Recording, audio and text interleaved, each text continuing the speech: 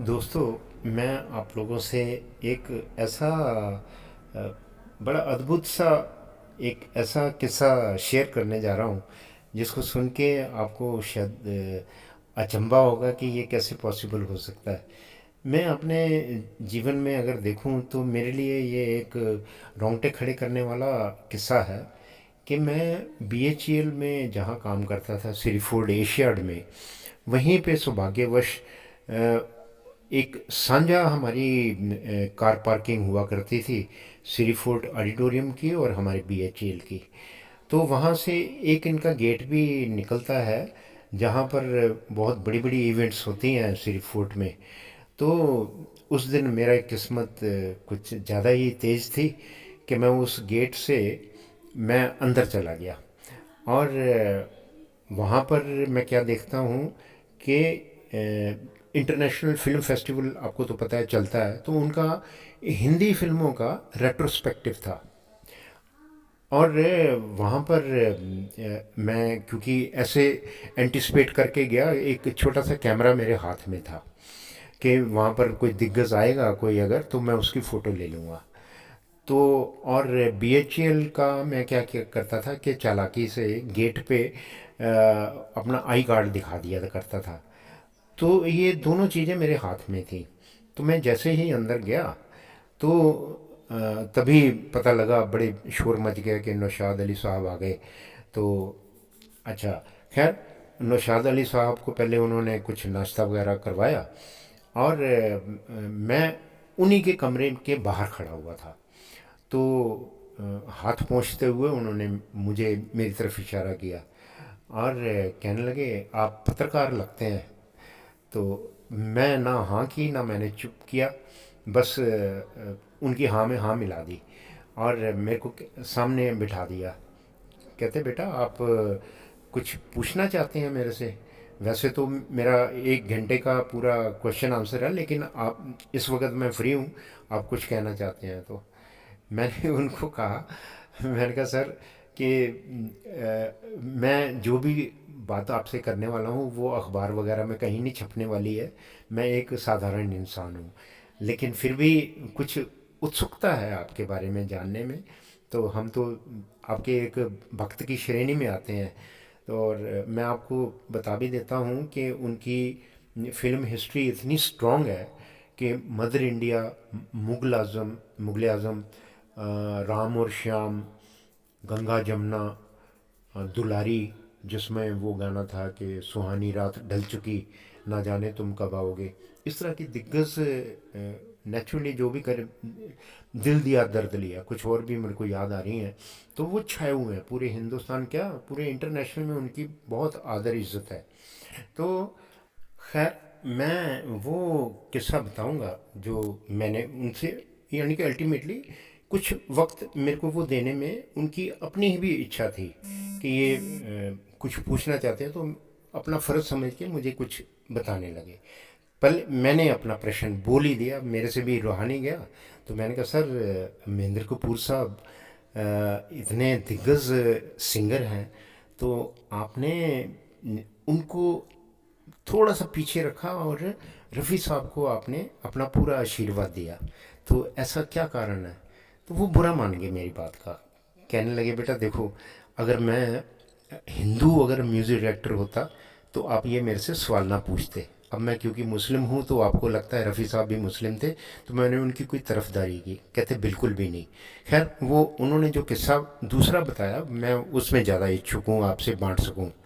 तो वो लगे कहने कि सन 1949 में एक नौजवान मेरे पास आए, बहुत छोटी उम्र थी, इनकी दाढ़ी मूंछ भी नहीं थी, और मुझसे आके मिले कि भी मैं आपका दरवाज़ा खटखटाता हूँ, आप मेरे से मिलते नहीं हैं, नौशाद अली साहब कह रहे हैं, और अब मैं अपने पंजाब वापस जा रहा हूँ।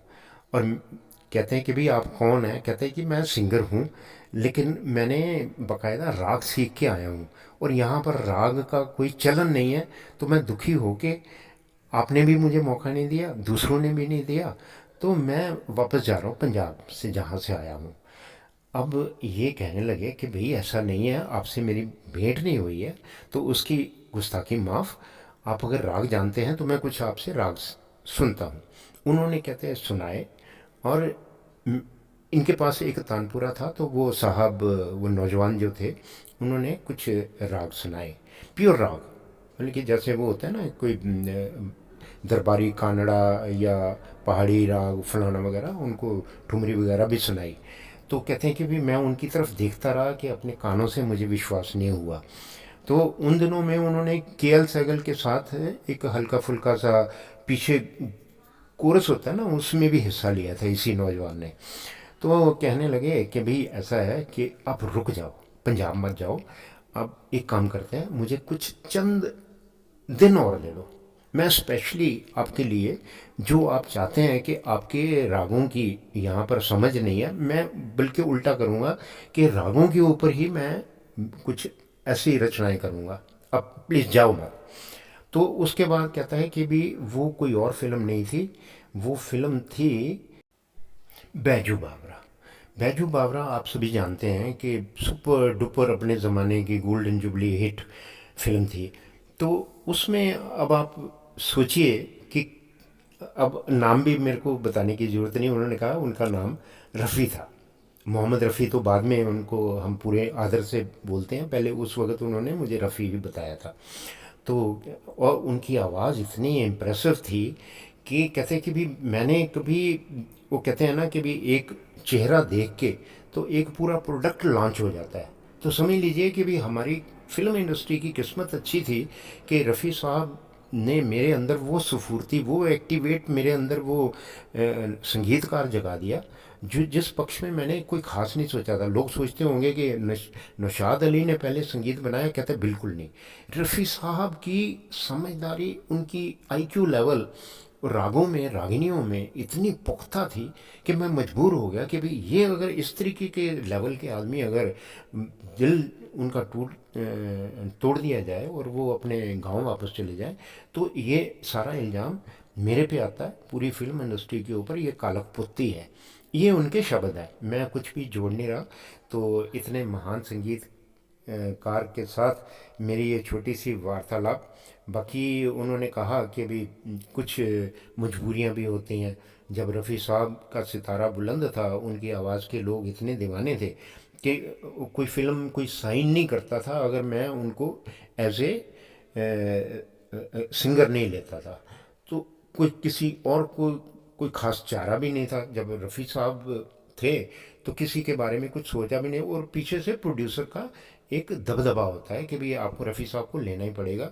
लेकिन मैं क्योंकि म्यूज़िक डायरेक्टर हूँ तो यूँ लगता है कि भी मेरी इसमें चलती है, कहते बिल्कुल भी नहीं, हर एक का ध्यान रखना जाता, हर पक्ष का ध्यान रखा जाता है। फिर भी मेरा मन रखने के लिए उन्होंने महेंद्र कपूर जी के साथ जो एक बहुत ही सुपर हिट था, वो गाना मुझे मेरे सामने उन्होंने गुनगुनाया कि ताकि मेरे मन में ऐसा कोई विचार ना आए। तो वो गाना था, और इनकी आवाज़ बड़ी सधी हुई थी। ये भी मैं बता दूं कि नौशाद अली अच्छे सिंगर भी बन सकते थे।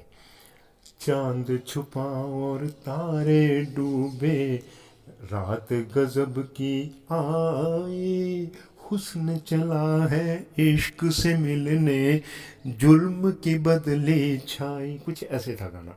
तो कहने का मतलब ये है कि अब उनके साथ मेरी इस तरह की मुलाकात मेरे को क्या प्रभाव पड़ा होगा। प्रभाव ये पड़ा कि मेरी ज़िंदगी की उनके साथ ये मुलाकात एक हाईलाइट मेरी ज़िंदगी की बन के रह गई।